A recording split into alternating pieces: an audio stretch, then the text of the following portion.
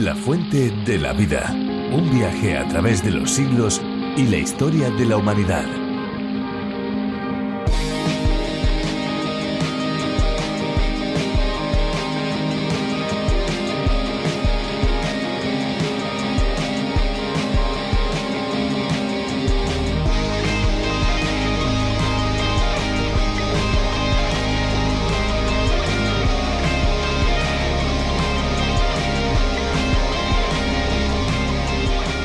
Tenemos sed, y como esa necesidad es básica, da igual lo que bebamos hoy porque sabemos que tendremos sed mañana también. Ahora bien, ¿nos podremos saciar completamente alguna vez? Jesús le dijo a cierta mujer de la región de Samaria: el que beba del agua que yo doy nunca más volverá a tener sed, porque el agua que yo quiero darte a ti se convertirá en tu interior en un manantial del que surgirá la vida eterna.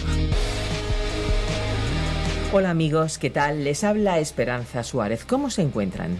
Bienvenidos, Fernando Díaz Sarmiento también les saluda. Aquí estamos de nuevo en La Fuente de la Vida, un espacio absolutamente refrescante, un espacio que les acompaña de lunes a viernes a esta misma hora y en esta misma emisora. La versión original de La Fuente de la Vida fue ideada y desarrollada por el teólogo John Vernon Magee y se llamó A través de la Biblia, pero para España ha sido Virgilio Bagnoni, profesor de Biblia y Teología, quien lo ha traducido y adaptado. Una de las cuestiones que le hace único es que las notas y los bosquejos de este espacio están al alcance de todos aquellos que lo soliciten. Solamente tienen que pedírnoslo y nosotros, encantadísimos, se lo vamos a enviar completamente gratis. Para ello tienen que estar atentos porque al finalizar nuestro espacio les daremos la dirección electrónica para que puedan escribir y solicitarlo y se lo enviaremos totalmente gratis. A pesar del paso del tiempo, la Biblia sigue siendo el libro con mayúsculas y por excelencia. Nos encantaría que lo leyeran y que se impregnaran de la fuente de vida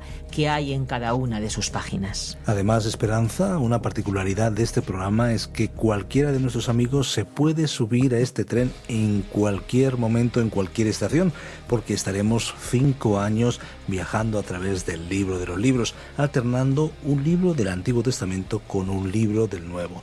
Así que les invitamos a subirse de este tren y no bajarse de él. Hay días cuando parece que lo cotidiano de la vida te hunde en el aburrimiento o en una penosa monotonía. Es entonces cuando uno debe pararse en esa agitación interior y recordar que Dios mismo dijo que iba a proveer para todas las necesidades de aquellos que desearan caminar con Él. Él dijo: venid a mí y bebed del agua de vida. Hoy nos acercamos en La Fuente de la Vida al primer libro de la Biblia, al Génesis. El profesor de Biblia, Virgilio Bagnoni, nos introduce en este apasionante viaje. Acompáñenos. La Fuente de la Vida. Introducción al libro del Génesis. En primer lugar, diremos que el conjunto de los primeros 5 libros de la Biblia es llamado el Pentateuco, porque esta palabra significa precisamente 5 libros. Estos libros, Génesis, Éxodo, Levítico, Números y Deuteronomio, fueron escritos por Moisés y en las Sagradas Escrituras se los identifica como la ley. Aunque la paternidad literaria de Moisés ha sido cuestionada, tanto los eruditos conservadores como los descubrimientos arqueológicos confirman a Moisés como el autor, lo cual es también aceptado por la mayoría de los creyentes. En este sentido, podemos mencionar citas bíblicas del Antiguo y del Nuevo Testamento.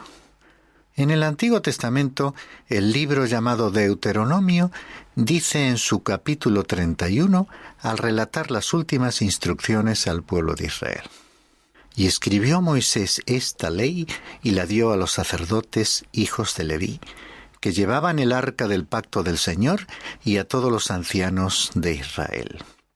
Y sucedió que cuando Moisés terminó de escribir las palabras de esta ley en un libro, hasta su conclusión, Moisés ordenó a los levitas que llevaban el arca del pacto del Señor, diciendo: tomad este libro de la ley y colocadlo junto al arca del pacto del Señor vuestro Dios, para que permanezca allí como testigo contra vosotros.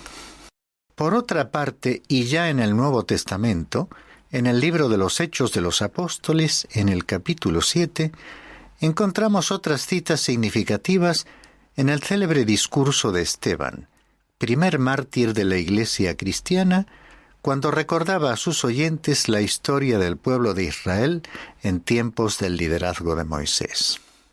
Este es el mismo Moisés que dijo a los hijos de Israel: Dios os levantará un profeta como yo de entre vuestros hermanos. Este es el que estaba en la congregación en el desierto, junto con el ángel que le hablaba en el monte Sinaí, y con nuestros padres, y el que recibió palabras de vida para transmitirlas a vosotros.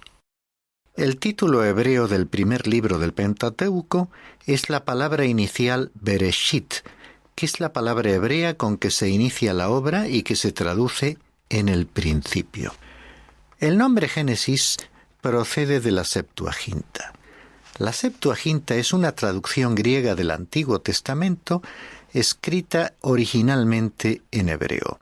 La traducción se efectúa en Alejandría a pedido de Ptolomeo Filadelfo, aproximadamente entre los años 285 y 247 a.C. El historiador Josefo nos cuenta que esta versión fue hecha por 72 sacerdotes, de ahí procede su nombre, Septuaginta, en un período de 72 días. En este grupo había 6 sacerdotes de cada una de las 12 tribus de Israel. Esta traducción del Antiguo Testamento fue utilizada por Jesucristo y por el apóstol Pablo, quienes citaron partes de la misma y es más antigua que cualquiera de los textos hebreos del Antiguo Testamento existentes en la actualidad. El título Génesis fue adaptado después por la Vulgata Latina, nombre dado a la Biblia traducida al latín por Jerónimo a finales del siglo IV. Génesis significa orígenes, fuente, nacimiento. Este último es el más cercano al significado original. El título en castellano se deriva del verbo griego genao, que significa engendrar o dar a luz. Génesis es así el libro de los comienzos u orígenes. Más concretamente, podríamos decir que es el libro de los nacimientos, lo cual es frecuentemente pasado por alto. Es el libro de las generaciones. Expresado en pocas palabras, este libro es el registro del árbol genealógico de los judíos. Es la genealogía de los cielos, la tierra y el ser humano. Algunos creen incluso que Génesis capítulo 3 y versículo 15 sugiere un nuevo nacimiento y la primera mención de un redentor.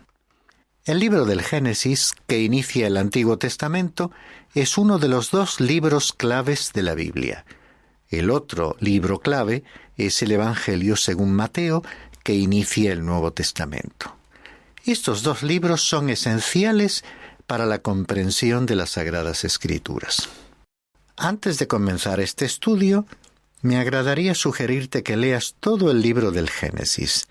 Sería preferible que lo leyeses de un tirón, aunque reconozco que quizás te resulte imposible hacerlo así. La verdad es que yo mismo no he podido leerlo de una vez, habiendo tenido que hacerlo en varias sesiones a causa de las interrupciones. Sin embargo, si te fuese posible leer todo Génesis en una sola sesión, comprobarás que tiene sus ventajas y que vale la pena. Permíteme presentarte una vista panorámica del Génesis, una visión de conjunto que abarque el espectro total del libro. Hay ciertos detalles que deberías observar, porque el libro del Génesis está realmente relacionado con la totalidad de las Escrituras. La verdad es que esta obra menciona ciertos términos por primera vez: creación, hombre, mujer, pecado, sábado, matrimonio, familia, trabajo, civilización, cultura, asesinato, sacrificio, razas, lenguas, redención y ciudades. También encontrarás frases que se repiten con mucha frecuencia. Por ejemplo, la frase «estas son las generaciones de» es una expresión importante utilizada frecuentemente porque el libro del Génesis detalla las familias de los primeros tiempos de la historia. Para nosotros esto es importante al ser miembros de la familia humana que aquí comienza. Igualmente, el texto bíblico describe a varios personajes muy interesantes. Alguien ha llamado al Génesis el libro de las biografías. Estos personajes son Abraham, Isaac, Jacob, José, Faraón y los 11 hijos de Jacob, además de José. Encontrarás que Dios está bendiciendo continuamente a Abraham, Isaac, Jacob y José. También observarás que aquellos que están asociados con estos personajes, como Lot, Abimelech, Potifar, el mayordomo y Faraón, también son bendecidos por Dios. En este libro verás que se menciona al pacto. Hay apariciones frecuentes del Señor a los patriarcas. El altar ocupa un lugar destacado. Los celos en el hogar aparecen aquí. Egipto se nos presenta en este libro como en ningún otro. También se mencionan los juicios sobre el pecado y hay ocasiones en las que es evidente la guía de la providencia. A medida que avanzamos en el estudio, tenemos que recordar algo que Browning escribió hace años, en la composición fúnebre de un gramático. Imagina la totalidad, luego ocúpate de las partes. Imagina la estructura tranquilamente, siempre que construyas, siempre que golpees con dureza haciendo saltar fuego del cuarzo, siempre que golpees ligeramente la argamasa para formar el ladrillo. En otras palabras, busca y consigue el cuadro o imagen total de este libro. Suelo decirle a los estudiantes que hay 2 maneras de estudiar la Biblia. Una con el telescopio y la otra con el microscopio. Al principio necesitas ver una vista telescópica. Después estúdiala con el microscopio. Un gran predicador del pasado llamado Robinson, de Inglaterra, ha escrito algo que a mí me gustaría escribir de forma indeleble en las mentes y corazones del pueblo de Dios de nuestro tiempo. Dice este predicador en su obra La vida personal del clero: vivimos en una época de libros. Salen para nosotros y profusamente de las editoriales en creciente multitud. Y siempre estamos leyendo manuales, libros de texto, artículos, libros devocionales, libros críticos, libros sobre la Biblia, libros sobre los evangelios. Todos ellos son devorados con avidez. Pero, ¿qué cantidad de tiempo y esfuerzo dedicamos a la consideración de los evangelios mismos? Nos sentimos constantemente tentados a imaginar que obtenemos algo bueno más rápidamente, leyendo alguna declaración moderna sobre la verdad, que encontramos comparativamente fácil de asimilar porque se nos presenta en una forma y desde un punto de vista con el cual nuestra educación, o quizás parcialmente por asociación, nos hace sentir familiarizados. Pero lo bueno que conseguimos fácilmente no es aquello que penetra más profundamente en nuestro ser, convirtiéndose en una posesión duradera. Sería bueno darnos cuenta, con sencillez total, de que nada que merezca la pena poseer ha de obtenerse sin lograr una victoria. Las grandes verdades de la naturaleza no se nos ofrecen en una forma tal como para que resulte fácil captarlas. Los tesoros de la gracia deben ser buscados con toda la habilidad y energía, características del hombre que está buscando perlas preciosas.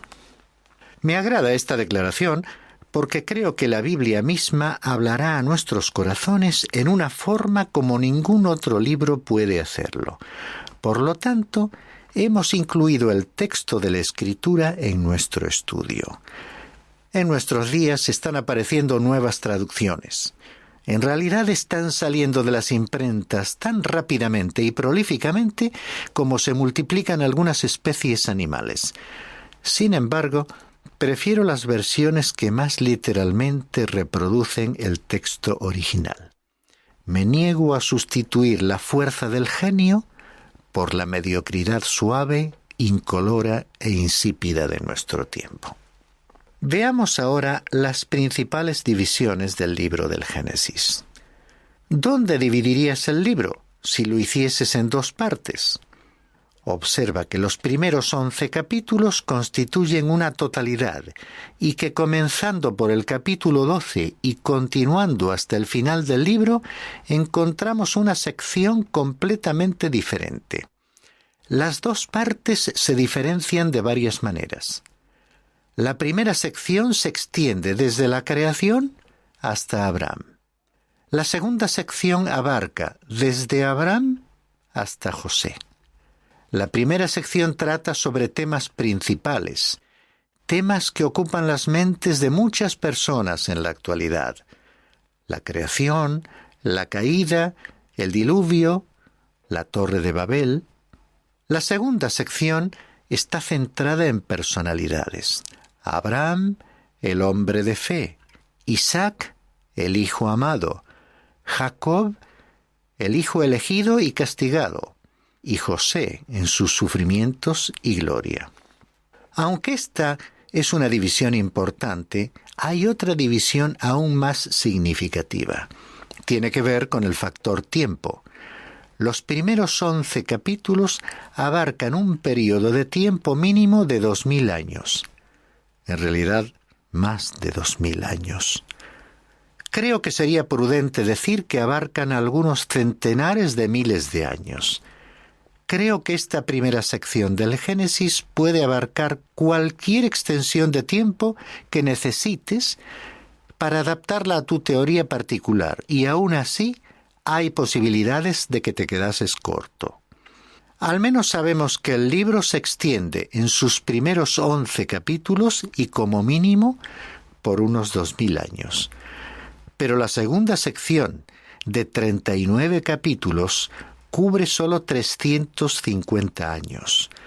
En realidad, comenzando por Génesis capítulo 12 y recorriendo todas las épocas del Antiguo y del Nuevo Testamento, se abarca un periodo de tiempo de solo 2000 años. En consecuencia, y por lo que se refiere al tiempo, tú estarías a mitad camino de la Biblia cuando cubrieses los primeros 11 capítulos del Génesis. Esto debiera sugerir a tu mente, a tu corazón, que Dios tuvo un propósito definido al dejarnos esta primera sección. ¿Piensas que Dios está colocando más énfasis en la primera sección o en el resto de la Biblia? ¿No es evidente que Él está poniendo un mayor énfasis en la última parte?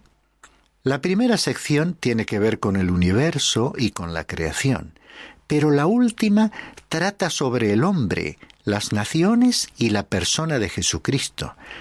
Dios estaba más interesado en Abraham que en la totalidad del universo creado. Hoy puedo decirte que Dios está más interesado en ti y que te otorga más valor a ti que a todo el universo físico. Porque Él quiere establecer una relación contigo, conmigo, con cada uno de nosotros. Por eso, en el Nuevo Testamento, en el Evangelio según Juan, en el capítulo 3, versículo 16, encontramos estas palabras. Porque de tal manera amó Dios al mundo, que ha dado a su Hijo unigénito, para que todo aquel que en Él cree no se pierda, mas tenga vida eterna. Permíteme ilustrar esto más ampliamente. De los 89 capítulos de los 4 relatos de los Evangelios, solo 4 capítulos cubren los primeros 30 años de la vida del Señor Jesús, mientras que 85 capítulos están dedicados a narrar los 3 últimos años de su vida y 27 capítulos a relatar los últimos 8 días de su vida. ¿Dónde indican estos ejemplos que el Espíritu de Dios coloca el énfasis? Está claro que el énfasis recae en la última parte, en los 8 días relatados por los 27 capítulos. ¿Y de qué tratan esos capítulos? De la muerte, sepultura y resurrección del Señor Jesucristo. Y esta es la parte importante de la narración de los Evangelios. En otras palabras, Dios ha provisto los Evangelios para que tú puedas creer que Cristo murió por nuestros pecados y que resucitó para nuestra justificación. Esto es esencial.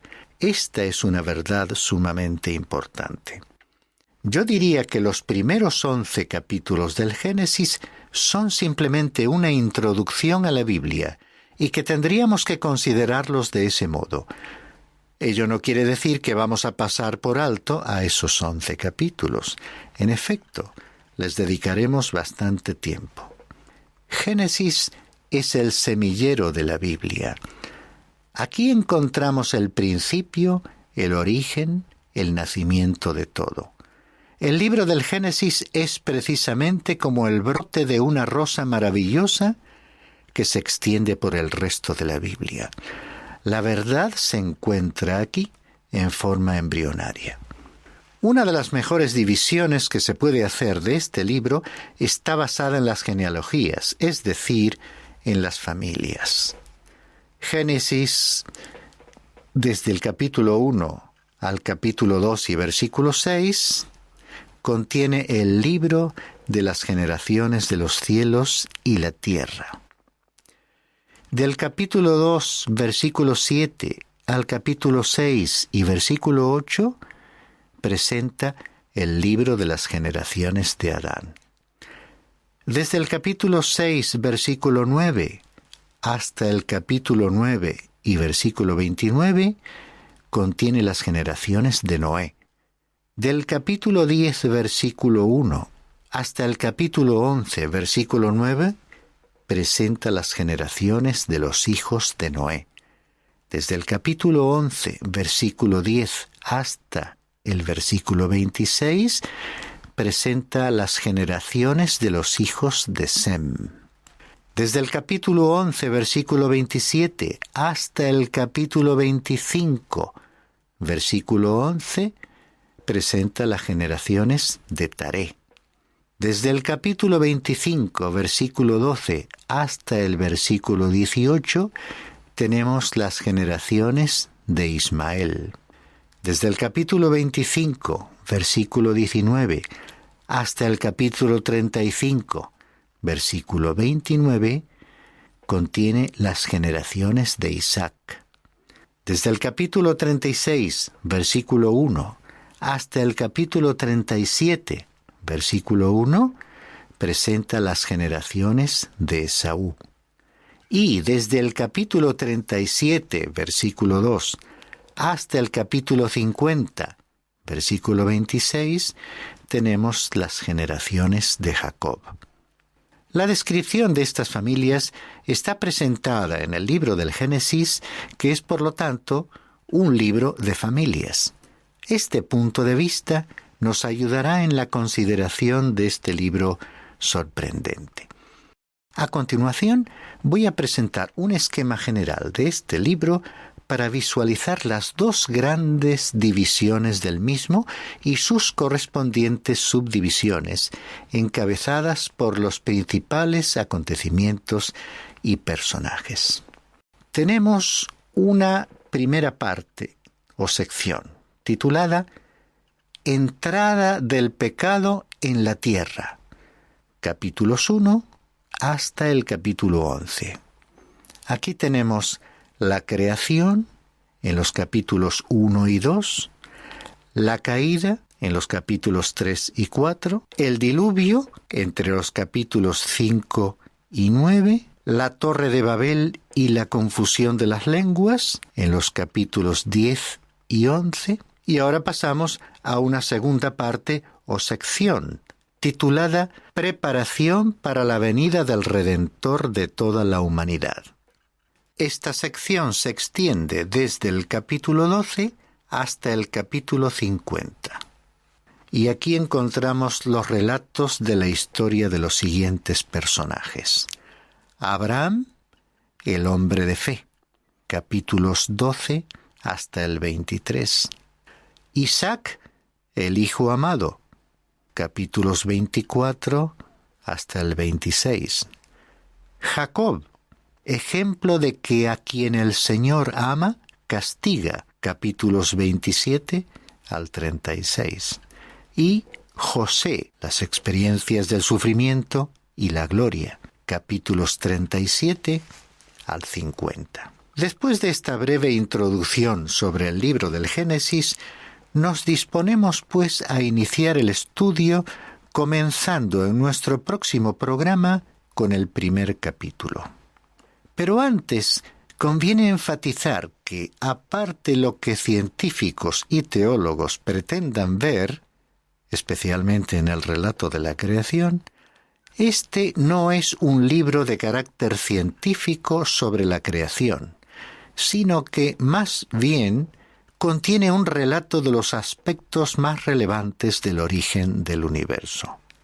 En él encontramos una descripción de lo que Dios hizo y quiere hacer a favor de los seres humanos en el transcurso de la historia, narrado y explicado de una manera que resulte comprensible, no sólo para la generación del siglo XXI, sino para las personas de todos los tiempos. Esta obra no tiene un objetivo científico. Es una historia de la relación de Dios con los hombres que tiene un objetivo espiritual. Y este es, en resumen, el propósito de este libro y concretamente de los primeros 11 capítulos. Esperamos que con la exposición de hoy algunos interrogantes que tal vez algunos de nuestros amigos tuvieran se hayan solventado. De cualquier manera, hay mucho más preparado para sucesivos espacios que estamos seguros serán de su provecho. No queremos, amigos, marcharnos sin decirles que La Fuente de la Vida es un programa basado en el espacio de John Vernon McGee a través de la Biblia. Un programa que se emite en más de 80 países por todo el mundo.